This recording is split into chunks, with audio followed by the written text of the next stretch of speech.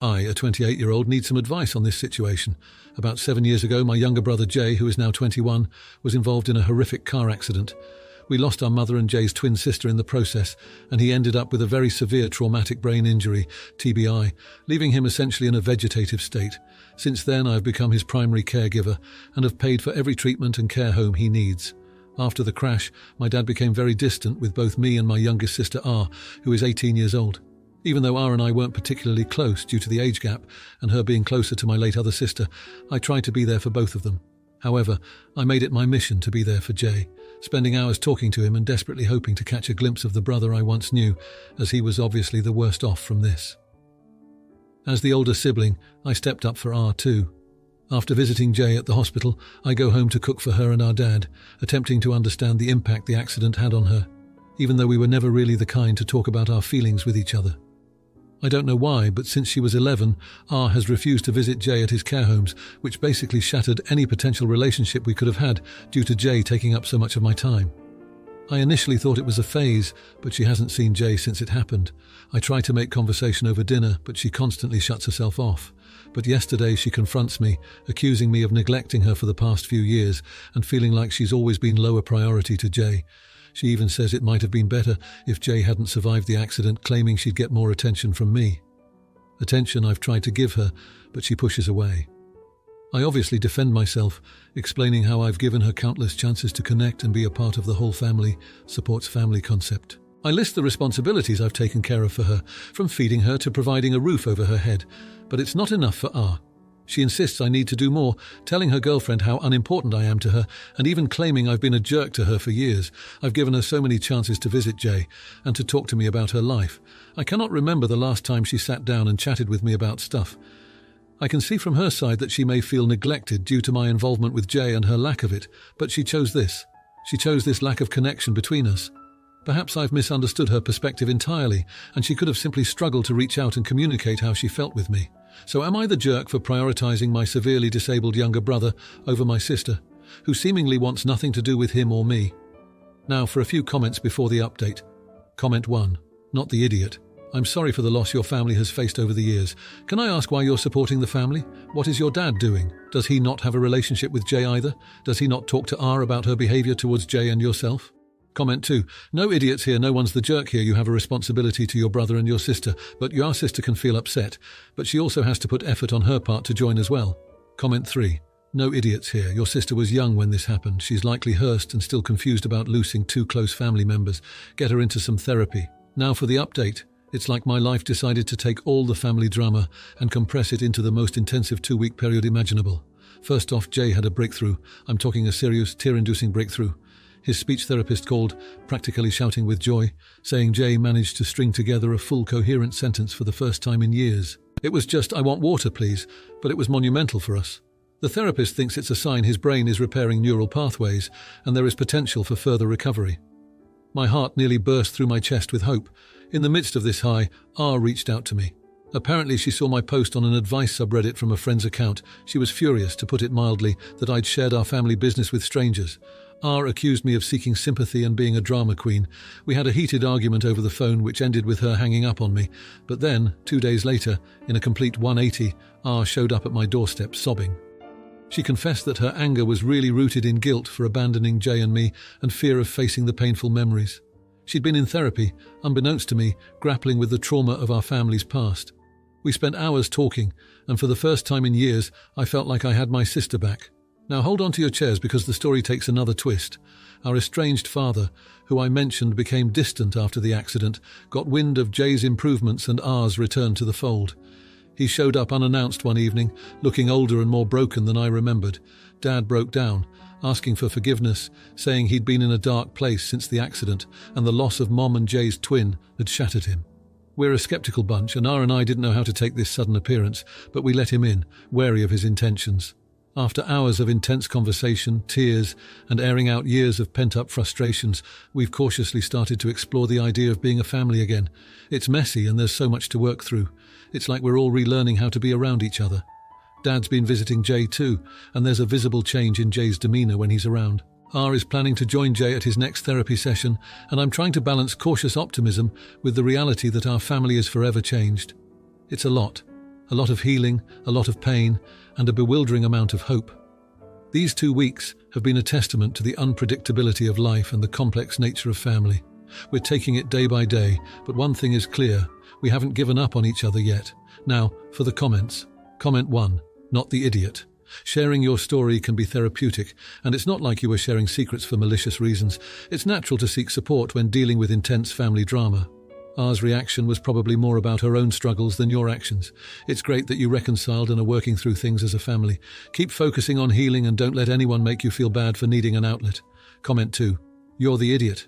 It's not okay to share personal family matters without consent, especially when it involves someone's medical progress. You violated Jay's privacy, and while R might have overreacted, her anger was justified. You need to learn to respect boundaries and find support in a way that doesn't potentially harm your family's trust in you. Comment 3, not the idiot. Your family is going through a lot, and it's heartwarming to see you're all trying to stick together. Your dad coming back and everyone working on their issues is a big step. People underestimate how much sharing can help when you're in a tough spot. R might have been upset at first, but it seems like she understands now. Keep taking it day by day. Healing is never a straight line. Now for the next story. My significant other and I are expecting a baby boy in a few months, and the other day, my mother dropped off baby clothes and some items she has saved throughout the years with my sisters and me. We are all in our late 20s, early 30s now. It was a lot to go through, 7 80-litre moving boxes, but I ended up picking out about 15 items altogether. When my mum came to pick up the rest, she said it was okay, but she seemed visibly hurt, and later on, she tried to convince me to take more stuff. She even wanted me to accept an item that had visible tears in the fabric, saying I would save $50. When I argued against it, she said that's just normal wear and tear. I have to admit I didn't pick out a lot. But here's the problem. 1. Most of it was very specific to girls' clothing. I am all for dressing my baby in gender-neutral clothes, but I feel like there's a fine line between clothes being gender-neutral and dressing my boy in a lot of dresses and pink tops. 2. A lot of it was worn out and/or faded in colour. Many of the toys were also sticky. 3. A lot of it was also just generally outdated. This was stuff we wore in the 90s, and while many clothes can be timeless, some styles are very specific to a certain generation. Please don't get me wrong, I appreciate my mum's intentions, and I realise it means something to her to see her grandchild in clothes my sisters and I wore as kids. But it also means something to me to see my baby in clothes I have chosen. I can't fill his entire closet with clothes that one of his grandmas picked out 30 years ago. I tried talking to my sister about this, and she said I was being ungrateful because using handed-down stuff means I don't have to buy my own. Of course, if I were struggling with money and couldn't provide my boy with the necessary items, I would happily accept anything that was passed down, but that is just not the case. My significant other and I are financially comfortable, so am I the a-hole? Am I really being ungrateful here? At first I felt like I was completely in the right, but now I'm starting to wonder if I'm actually being selfish. ETA, edited to add, because I see a lot of people suggesting it. If I take it in, donating any of it is not an option. My mother places great sentimental value on these items, which is the reason she is trying to pass them on. She wants to clear up space in her garage without getting rid of them. I would be expected to keep all of it in my storage until my kid's kid could use it, and if I donated it, it would be viewed as an ultimate betrayal. Now, for a few comments before the update. Comment 1, not the idiot. It sounds like she has a borderline hoarding problem. 7 giant boxes of stuff from 20-30 years ago. Ack. Hoarders often have trouble getting rid of stuff, and sometimes one of the few ways they can comfortably reduce their hoard is to pass it on to someone else, often another person with a hoarding problem. Good on you for not falling prey to her hoarder attack. Comment 2. She holds more value on the items than you do, because every item has a memory. It's not about saving you money, but sentimentality isn't always practical. Your sister may say the same when mum tries to give her ripped and faded baby clothes. Not the idiot. Comment 3. No idiots here. Your mum was really well-intentioned, but she should also realistically recognise that you may not want much of it for all of the reasons you mentioned. Now, for the update. I wish I weren't coming back with the news I have today. It's been a heavy month and I'm still reeling from everything that's happened. Our baby boy, who we were so eagerly preparing for, arrived much earlier than expected. The premature birth came with a host of complications, and despite the tireless efforts of the doctors and nurses, our son couldn't make it. The pain is indescribable. Every night when I close my eyes, I see the little onesies and the soft blankets my mother had given us. They're still laid out in his untouched nursery, a silent testament to a future we had so lovingly envisioned. I haven't had the strength to pack them away. My mother, despite the hurt I unintentionally caused her before, has been our rock. She's hardly left our side, helping us navigate our grief while grappling with her own. I see the hurt in her eyes, the double-edged sorrow of losing a grandchild and watching her own child suffer. In my last post, I worried about being selfish, about not valuing the history and love woven into those childhood clothes. Now, I'd give anything to dress my son in every single piece she brought, no matter how outdated or worn. My sister too has been by our side. All past disagreements have melted away under the weight of our loss. We've found solace in each other, a shared grief that has somehow brought us closer. We're learning to forgive, to cling to the love that remains when everything else is stripped away. I can't help but reflect on how I handled things with my mother before. I was so caught up in creating the perfect experience for my son that I overlooked the depth of emotion tied to these old clothes. They weren't just fabric, they were memories, hopes, and a grandmother's love. In the end, we're navigating this new reality, one where our son's laughter will never fill our home, where those boxes of baby clothes represent a future unlived. I'm learning to cherish the past, to hold on to the love that comes in all forms, even in faded, sticky hand-me-downs. To those who offered advice and shared their thoughts, thank you. Your words meant more than you might realize, especially now. Hold your loved ones close. Cherish the moments, the small things. They're what truly matter. Now for the comments. Comment 1, not the idiot. Your grief is profound and personal. Regret is a natural part of mourning, and it's clear you're reflecting deeply. Cherishing loved ones is always important, and it's never too late to start. Your realization shows growth, not fault. Comment 2. You're the idiot for not appreciating those baby clothes earlier. Your family was trying to show love and support, but it seems like you only realize their value now that it's too late. Grief is no excuse for not recognizing the efforts of those around you. Comment 3. Not the idiot at all. It's difficult to understand the emotional weight of certain things until a moment of loss. Your family's support shows their love, and your regret is just another part of the grieving process. You're human, and it's okay to learn and grow from this heartbreaking experience. Now, for the next story. My friend, 21 years old, and I, 22 years old, spent Thanksgiving break together at her house because I'm not from the US and basically had nowhere to go. During the drive back, she was telling me how she was bullied all through high school. I listened and replied with things like, "Some people are just jerks, and at least it's over now." But I did sound very disinterested. The thing is, we've been friends for 3 years, and every time we hang out, she tells me the exact same story. So after hearing it a million times, I'm over it. This time, she noticed I didn't care, so she said, very passive-aggressive, "I wouldn't expect you to care because you clearly had an awesome high school experience. I guess those are the perks of having pretty privilege and being popular." She was wrong. I was bullied awfully as a teen and had a small friend group in high school, none popular. Also, I'm pretty now because I started a strict skincare and exercise regime, but before I was fat and had bad acne. So I do understand where she's coming from, and I told her so. Here's where I think I may have been the jerk. After telling her I wasn't pretty nor popular in high school, I added, "The difference is, I don't live in the past." I get it, but I'm done listening to the same thing over and over. Move on, you're being dramatic. After I said that, she didn't speak to me the rest of the ride, and then texted saying I was a total witch for invalidating her feelings. I don't think I was a witch in any way. I understand her very well, but I was also raised to always keep moving forward and leave the past where it belongs. My sister says I acted normally, but my best friend said I was harsh. Should I apologize? Now for a few comments before the update. Comment 1. It depends on the nature of the bullying and how you said what you said. In general, with no other info, I'd say not the idiot. Comment 2. There are better ways to say that you don't want to discuss a topic any longer. You were unnecessarily rude. You're the idiot. Now for the update. After a lot of introspection, I finally realized how my reaction to my friend's story might have made things worse rather than healing them. So, I reached out to her to apologize. It was a tough conversation, but absolutely worth it. She admitted that she's been struggling with those high school memories for so long because she never really felt heard or understood. My words, no matter how unintentionally, had made her feel dismissed all over again. Hearing this broke my heart. I shared with her for the first time the full extent of my own bullying experiences. We both cried, realizing how much we'd both held inside and how our pasts had been haunting us in different ways. It was a vulnerable moment for both of us, but it brought us closer than ever. Since then, we've started to help each other heal.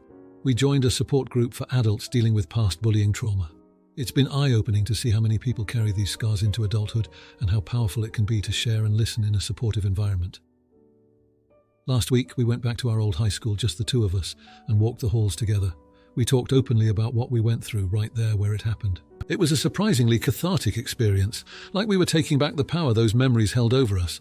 We've also made it a point to celebrate our strengths and achievements now, without letting the ghosts of our high school years overshadow our accomplishments.